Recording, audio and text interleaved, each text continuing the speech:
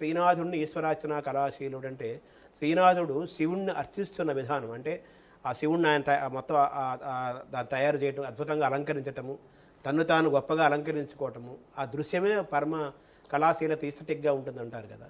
So అటువంటి ప్రభావం, శ్రీనాథుడి ప్రభావం కూడా మీ మీద ఏమైనా, శ్రీనాథుడి యొక్క సాహిత్యం ప్రభావం మీ అర్చన పైన ఏమైనా ఉందా? అర్చన మీద గురువుగారి ప్రభావమే ఎక్కువ అండి. అందులోకే మిగిలినవన్నీ చేరాయి. అంటే మీరు పోతన బాగా ఎక్కువ ఇష్టపడతారు, అంటే పోతన ఇష్టపడిన తెలుగు వాళ్ళు ఎవరు ఉండరు. బట్ ఇంతమంది మహాకవులు ఉండగా ఎక్కువ మక్కువ మీకు పోతన పైన ఎందుకు ఎక్కువ కలిగింది? ఆయన మీద నాకు అంత మక్కువ కలగడానికి కారణం, ఆయన భక్తి ద్వారా కానీ, ఆయనకి భక్తి వలన రామానుగ్రహంగా రచన చేయగలిగిన సమర్థతని కానీ కించిత్ స్వార్థ ప్రయోజనానికి కూడా వినియోగించుకోకుండా, ఇంత చదివిన దానివల్ల తెలుస్తున్నది ఏమిటి అంటే, ఇంత అనుష్ఠానం చేస్తున్న దానివల్ల తెలుస్తున్నది ఏమిటంటే, ఆయన అనుగ్రహానికి ఇవన్నీ కారణాలు కావాలి తప్ప, ఇవన్నీ ఇతర ప్రయోజనాలకి కారణాలు అయినప్పుడు నేను చేసే పరిశ్రమ వ్యర్థమైపోతుందన్న భావనకి నేను బాగా హత్తుకున్నానండి. ఈ మనుజేశ్వరాధములకిచ్చి పురమ్ములు వాహనమ్ములున్ సొమ్ములు కొన్ని పుచ్చుకొని సొక్కి శరీరము వాసి కాలుచే సమ్మెట మాటలంబడక సమ్మతి శ్రీహరికిచ్చే చెప్పే ఈ బమ్మెర పోతనార్యుడు కండు భాగవతంబు జగద్ధితంబుగన్. నేను ఆ పద్యం చదివి చాలా కాలం అయిపోయింది. అందుకని అది ఆయనకి ఎంత జీర్ణమైపోయిందో అర్థమవుతుంది. రెండు, శంకరాచార్యుల వారి యొక్క ప్రబోధం అందరు దేవతలు కలిపి ఒక్కటే అన్నది పోతన గారి యొక్క వాంగ్మయంలో, పోతన గారి రచనల్లో సుస్పష్టంగా నాకు కనపడుతుంది. శంకరాచార్యుల వారు చూడండి, సౌందర్యలహరి చేస్తూ అమ్మవారి గురించి మాట్లాడుతూ అవిద్యానామంతస్తిమిరమిహిరోద్వీపనగరి జడానాం చైతన్య స్తబక మకరంద శృతిఝరి దరిద్రాణం చింతామణి గుణనిక జన్మజలధౌ నిమగ్నానాం దంష్ట్రా మురరిపు వరాహస్య భవతి అంటారు. అకస్మాత్తుగా అమ్మవారి పాదాన్ని ఆదివరాహస్వామి కోరతో పోలుస్తారు. ఆయనకి ఏ భేదాలు ఉండవు. పోతన గారు కూడా చిన్ని కృష్ణుడు ఆడుకుంటుంటే అకస్మాత్తుగా ఆయనకి ఆడుకుంటున్న కృష్ణుడిలో శివుడు కనపడతాడు. బాలశివుడు ఎక్కడా లేడు, బాలశివుడి లీలలను ఎక్కడా లేవు. కానీ బాలకృష్ణుడి యొక్క ఆటలో శివుడు కనపడడం చాలా గొప్ప కదా. తనువునంటిన ధరణీపరాగంబు పూసిన నిరిభూతి పుతగాగ ముందర వెలుగొంతు ముక్తారామంబు తొగల సంగడిగాని తునకగాగ పాలభాగంబుపై బరగి ఆవిరిబొట్టు కాముని కాల్చిన కన్నుగాగా అంటారు. ఆడుకుంటూ ఆడుకుంటూ కృష్ణుడు తీసి మీద మట్టి పోసుకుంటే అది నాకు శంకరుడు ఒంటికి అలదుకున్న విభూతిలా కనపడింది అంటారు. ఎక్కడ భేదం అన్న దాన్ని చూపించకుండా ఎక్కడెక్కడ అవసరమైతే అక్కడ అన్నిటినీ సమన్వయం చేసి మళ్ళీ ఉన్నది ఒక్కటే. మూడు లోకములకు మూడు కాలములకు మూడు మూర్తులకును మూలమగుచు భేదమగుచు తుదిక భేదమయ్యొప్పారు బ్రహ్మమనగ నీవే పాలనయన అంటారు. అదే భాగవతంలో శివుడి గురించి చెప్తూ, అదే భాగవతంలో విష్ణువుని అంత బాగా కీర్తిస్తారు. ఆయన మొదట ఎలా మొదలెట్టారో, చేతులారంగ శివుని పూజింపడీని నోరు నవ్వంగ హరికీర్తి నుడువడీని దయ్యు సత్యంబులూనుగా తలపడీని కలుగనీటికి తల్లుల కడుపు చేటు అంటూ ఎట్లా మొదలెట్టారో భాగవతం అంతా దాని ధార.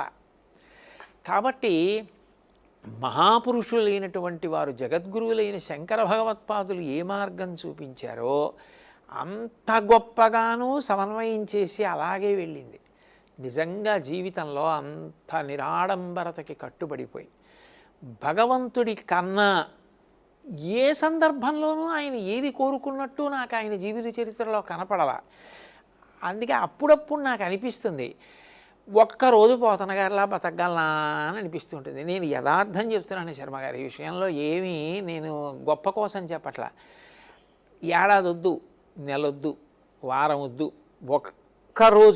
ఒకరోజు తెల్లవారుజాము నుంచి మరునాడు తెల్లవారుజాము వరకు నేను పోతన గారిలాగే ఆలోచిస్తూ, అంటే భగవంతుడి కన్నా నేను కోరవలసింది నేను లేదన్న ఆలోచనతో నేను బ్రతకగలనా ఆయనలా ఉండగలనా అని అనిపిస్తుంది. అంత సమున్నత స్థాయి పొందిన మహానుభావుడి నోటి వెంట వచ్చే పద్యాలు ఎంత గొప్పవి కాకపోతే, శివభక్తుడు రామచంద్రమూర్తి దర్శనమై భాగవతాన్ని ఆంధ్రీకరించవయ్యా అంటే, ముగ్గురు కవులు కలిసి భారతాన్ని ఆంధ్రీకరిస్తే ఈయన భాగవతాన్నంతటినీ ఒక్కడాంధ్రీకరించి ఇన్ని పద్యాలండి, ఒకటా రెండా తెలుగు వాళ్ళ నోళ్ల మీద అలా నిలబడిపోయాయంటే, రామచంద్రమూర్తి ప్రత్యక్షమై గజేంద్రమోక్షణ ఘట్టంలో పూర్తి చేశారంటే, పోతన గారి మీద మరి భక్తి లేకపోతే ఆశ్చర్యమేమో కానీ ఉంటే అందులో ఆశ్చర్యం ఏముంది శర్మ గారు. అందుకు నాకు పోతన గారు అంటే చాలా ఇష్టం. అంటే ఆయన రాయాలనుకుందేమో శ్రీకృష్ణుడి గురించి, ఆయన పూజించిందేమో శివుడు, ఆయనకు దర్శనమైందేమో రాముడు. అదే కదా, మెరుగు చెంగటనున్న మేఘమ్ము కైబడి, ఆ పద్యం అదే కదా పద్యం. అసలు ఆయనకి ఇందులో దక్షత ఉంది, ఇందులో దక్షత లేదు అని మనం అనలేం. విష్ణు కథ చెప్పారు కదా అనుకుందామంటే, శ్రీ విద్యా సంప్రదాయం మీద ఆయనకి ఎంత పట్టుందో ఒక్క పద్యం చెప్పేస్తుంది. బహుశः అమ్మలగన్నయమ్మ ముగురమ్మల మూలపుటమ్మ చాలా పెద్దమ్మ సురారులమ్మ కడుపారడి చేసినయమ్మ తన్ను లోనమ్మిన వేల్పుటమ్మల మనంబన ఉండెడియమ్మ దుర్గమాయమ్మ కృపాబ్ధినిచ్చుట కవిత్వ మహత్వ పటుత్వ సంపదల్. మహత్వ కవిత్వ పటుత్వ సంపద. అందులో అసలు ఆశ్చర్యం ఏమిటంటే, ఆయన మంత్రశాస్త్రాన్ని పద్యంగా మార్చారు. అమ్మలగన్నయమ్మ ముగురు అమ్మల మూలపుటమ్మ చాలా పెద్దమ్మ సురారులమ్మ కడుపారడి బుచ్చినయమ్మ, రాక్షసుల యొక్క తల్లుల కడుపు బాదుకుని ఏడ్చేట్టు చేసిన తల్లి, తన్ను లోనమ్మిన వేల్పుటమ్మల మనంబున ఉండెడియమ్మ దుర్గమాయమ్మ. ఏమిటి వాళ్ళ ఆయనకి అంటే మహత్వ కవిత్వ పటుత్వ సంపదల్ చెప్పాడు. ఇందులో మహత్వ కవిత్వ పటుత్వ సంపదల్ ఇవి ఓం ఐం హ్రీం శ్రీం బీజాక్షరాలు. మహత్వం ఓం, కవిత్వం ఐం, పటుత్వం హ్రీం, సంపద శ్రీం. ఓం ఐం హ్రీం శ్రీం. అమ్మలగన్నయమ్మ ముగురమ్మల మూలపుటమ్మ చాలా పెద్దమ్మ శ్రీమాత్రే నమః. ఓం ఐం హ్రీం శ్రీం శ్రీమాత్రే నమః. ఓ పద్యం చేశారు. మనం విజయవాడ దుర్గగుడిలో కూడా ఈ పద్యాన్ని ఫలకంగా పెట్టారు. అది నిజంగా మరి అంతటి గొప్పవారు, మహానుభావుడు, దార్శనికుడు, అంతటి పరమ భాగవతోత్తముడు. అందుకే నాకు పోతన గారంటే అంత భక్తి అండి. అంటే మీరు పోతన గారిలాగా అదే భాగవత తత్వంతో, భగవత్ తత్వంతో పూర్తిగా భగవంతుడితో ఏమి కోరకూడదు, ఏమి ఆలోచించకూడదని ఒకరోజు జీవించినా చాలని మీరు అని అనుకుంటున్నారు కదా. అసలు మామూలు మీరు అటువంటి జీవితమే జీవిస్తున్నారు కదా మీరు. పోతన గారంత కాదు శర్మ గారు. అంటే ఆ ప్రేరణ ఉందండి, ప్రేరణ ఉంది, అందులో అనుమానం లేదు. అది ఎప్పటికైనా నేను సంతోషపడేంతగా చేరితే గొప్ప.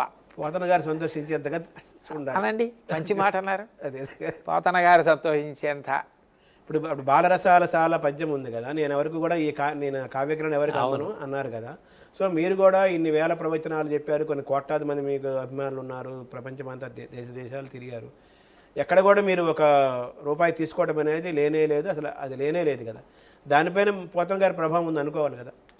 పోతన గారి ప్రభావం ఖచ్చితంగా ఉందండి. రెండోది, తీసుకోలేదంటే శర్మగారు అది నా గొప్ప ఏం కాదండి. కారణం ఏమిటంటే ఆ అవసరాన్ని భగవంతుడు ఇవ్వాల. నేను కేంద్ర ప్రభుత్వంలో పనిచేశా, నాతో సమానంగా చదువుకుని కష్టపడి నా భార్య రాష్ట్ర ప్రభుత్వంలో పనిచేసింది. నన్ను కూడా చతుర్భుజుణ్ణి చేశాడు భగవంతుడు. 4 చేతులతో సంపాదించలా. నేను మా ఆవిడ ఉన్నది 2 కొడుకు కూతురు. వాళ్ళిద్దరూ క్రమశిక్షణగా పెరిగి పెద్దవాళ్ళై చదువుకున్నారు. 2 బీటెక్కులు చేశారు. నాకు నా జీతం మా ఆవిడ జీతం సరిపోయేది. అందుకే ధర్మ ప్రచారానికి వెళ్ళినా టికెట్ కూడా తీసుకునేవాడిని కాదు. ఎందుకంటే ఒకళ్ళని జీత నష్టం మీద వెళ్ళినా ఇంకో జీతం ఉందిగా. అందుకని తను నాకు బాసటగా నిలబడింది. అందుకని నేనేం పెద్ద మహాత్యాగం ఏం చేయలేదు. అవసరం చాలా ఉండి కూడా డబ్బు తీసుకోకుండా ప్రవచనం చేసి వెళ్ళిపోతే ఆయనకి సాష్టాంగ నమస్కారం చేయాలి. నాకేముందండి, ఇద్దరం ఉద్యోగాలు చేసాం, భగవంతుడు ఎప్పుడూ నాకు ఈ లోటు కల్పించలా, నాకు ఇది లేదన్న భావన ఆయన నేను పొంది బాధపడవలసిన అవసరాన్ని నాకు ఎప్పుడూ కల్పించలేదు. కొడుకున్నాడు, కూతురుంది, మంచి భార్య ఉంది, ఉద్యోగం చేశాను, సంపాదించుకున్నాను, ఆరోగ్యం ఇచ్చాడు, ఓ 2 గంటలు మాట్లాడే శక్తిని ఇచ్చాడు, ఆయన అనుగ్రహంతో ఏదో కొంత భక్తిని ఇచ్చాడు, మహాత్ములైన తల్లిదండ్రుల కడుపున పుట్టా, ఇంకా నాకేమి ఇవ్వాలి శర్మగారు? ఆయన గురించి ఒక గంటన్నర మాట్లాడడానికి ఇంకా నేను ఏం అడగాలి? అంటే ఇప్పుడు ఎన్ని కోట్లాది రూపాయల డబ్బులున్నా, ఎంత పెద్ద పెద్ద ఉద్యోగాల్లో ఉన్నా, ఇంకా పెద్ద పెద్ద ఐఏఎస్లు ఐపీఎస్ స్థాయిలో ఉన్నప్పటికీ వాళ్ళు కూడా ఇంకా ఆ డబ్బు కోసం ఇంకో దానికోసమో దేనికోసమో చూసే ఈ కాలపు వ్యవస్థలో మిమ్మల్ని మీరు తృప్తిపరచుకుంటూ ఒక ఆర్థికమైన ఇది నాకు చాలు అనే ఆత్మతృప్తితోటి జీవించడానికి మిమ్మల్ని మోటివేట్ చేసిన వాళ్ళలో మీ తల్లిదండ్రులు, మీ జీన్సు, తర్వాత ఇటు పోతన గారు లాంటి వాళ్ళ యొక్క ప్రభావం ఉంటుంది కదా అంటున్నాను. అయ్యో, అందులో సందేహం లేదు శర్మగారు, ప్రభావం ఉండకుండా ఉండదు కదండి. ఈ తత్వం ఉందండి, అందులో అనుమానం ఏం లేదు. పితృదేవతల పూర్వులు కూడా ఒక రకమైన క్రమశిక్షణ కలిగిన ఒక మంచి సద్గుణాలతో జీవించి వెళ్ళిపోయిన వాళ్ళు కదా. అంతే, అందులో కొంత వర్క్ చేస్తుంటారు, అనుమానం లేదు, ఆ ప్రభావం ఉంటుంది.